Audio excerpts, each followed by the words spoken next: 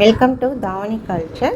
இன்றைக்கி நம்ம lunch menu என்னென்னு பார்த்தீங்கன்னா, ஆனியன் பூண்டு போட்ட ஒரு மிளகு காரக்குழம்புங்க. இது சூப்பராக இருக்கும். சுண்டை வத்தல், வெந்தயம், மிளகு எல்லாத்தையும் நல்லா அரைச்சி விட்டு போடணும். செம சூப்பராக இருக்கும்.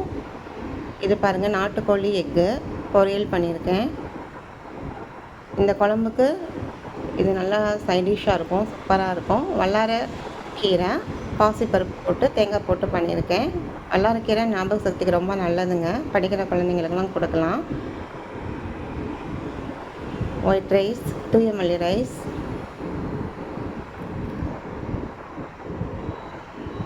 பாருங்களேன், நல்ல காம்பினேஷனுங்க. இந்த குழம்புக்கும் இந்த எக்குக்கும் கீரைக்கும் சூப்பராக இருக்கும்.